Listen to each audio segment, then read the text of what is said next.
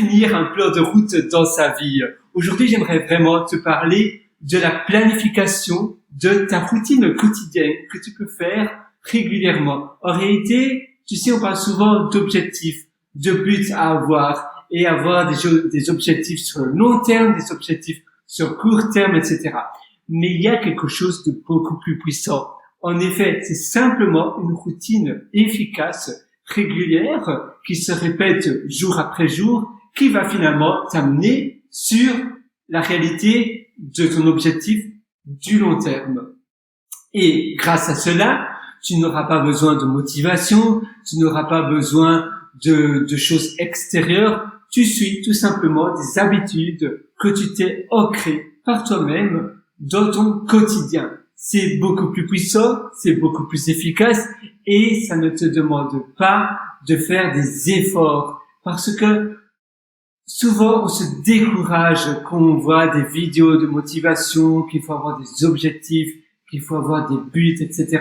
Parce que on se lève le matin, on a finalement envie d'être libre, on a envie de vivre notre journée, notre vie comme bon nous semble. Et en effet, tu as tout à fait raison, nous avons tous tout à fait raison. Mais comment tu as envie alors d'améliorer ta journée? Parce que c'est vrai qu'on a tous envie d'améliorer nos journées et de s'améliorer petit à petit, être meilleur et tendre vers quelque chose de mieux et aussi avoir des revenus, avoir une certaine notoriété, avoir une certaine appréciation de nos pairs, des personnes qui nous inspirent, etc. C'est simplement avoir une routine. Tous les jours, par exemple, au petit déjeuner, quand tu prends ton petit déjeuner, tu vas avoir comme habitude de, par exemple, lire 3 pages d'un livre. Ici, je lisais un livre sur les décisions à prendre, sur les choses les plus importantes à faire durant notre journée. C'est le matin, parce que évidemment, c'est là où on a le plus d'énergie, c'est là où on est le plus apte à faire des bonnes choses. Et ce livre s'appelle How to Relax, Stop Being Busy. Attends, il se trouve où? How to Relax, Stop Being Busy. Tu vois, ça, ce sont mes livres. Et voilà, ça c'est une habitude. Voilà, c'était ce livre-là. Et tu vois, finalement, c'est une habitude que je me suis ancrée. Et en prenant mon petit déjeuner, souvent j'ai une omelette avec des tomates cerises 2 fois par semaine. Et les autres jours, je prends en général des fruits et je me fais un chocolat chaud avec du chocolat noir ou bien un café. Parfois, je prends un croissant, en général le dimanche. Donc, je lis en général, mais j'écris aussi. Je me lève assez tôt. En règle générale, je me lève à 5h17 du matin et ça me rend super optimiste. Ça me rend super bien. J'ai une énergie d'enfer en faisant cela. Parfois, si je suis trop fatigué, eh bien, je m'autorise à faire une sieste. J'ai la chance aussi, je suis salarié également, mais j'ai la chance de travailler vraiment très près de mon bureau. Je travaille vraiment dans le centre-ville. Ça me coûte plus cher au loyer, c'est vrai, mais c'est un gain de temps qui est juste incroyable. Avoir un appartement en plein centre-ville, c'est cher, mais quand tu habites à 5 minutes de ton boulot, tu peux faire une sieste, tu dois pas manger à l'extérieur sur l'heure de midi, c'est juste génial. Donc ça aussi, c'est une habitude que j'ai prise. Une deuxième habitude, eh bien, j'ai l'habitude de toujours utiliser l'apprentissage espacé. Donc, j'apprends des langues, j'apprends en ce moment le russe et l'espagnol, et eh bien, j'ai une application Busuu que j'adore particulièrement. Ça m'aide vraiment, et tous les jours, je pratique cet apprentissage espacé. Ça a aussi radicalement changé la manière dont je m'organise.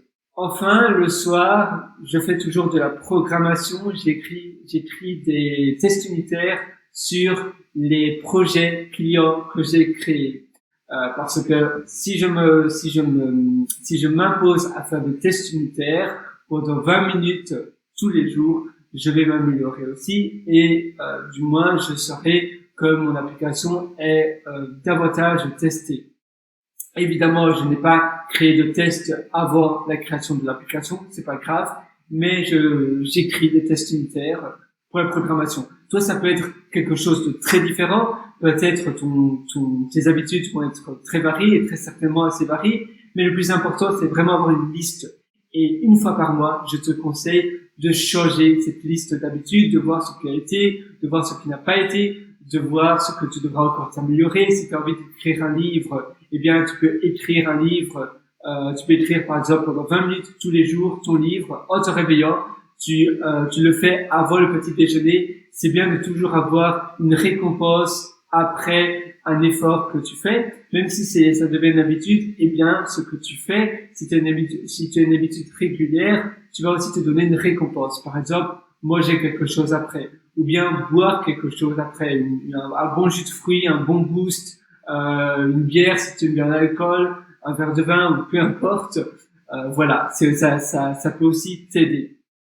Et petit à petit, en programmant finalement une liste d'habitudes régulières à faire tous les jours et à faire absolument tous les jours, c'est vraiment des habitudes inviolables, mais ce sont des petites habitudes, donc elles sont faciles à être réalisées. En faisant cela et en mettant à jour ta liste d'habitudes tous les mois, donc de manière mensuelle, ça va finalement t'amener aussi sur la ligne droite vers finalement qui tu as envie de devenir, tout en douceur, parce que tu n'auras vraiment pas l'impression de te forcer. Même ne fût-ce qu'un quart d'heure d'une chose, c'est suffisant. On appelle cela finalement c'est un effet, un compound effect, donc c'est un style d'effet cumulé, un effet qui aura sur le temps un effet exponentiel, un résultat exponentiel. Voilà, j'espère vraiment que ça va t'aider. Je te souhaite tout le meilleur du fond du cœur.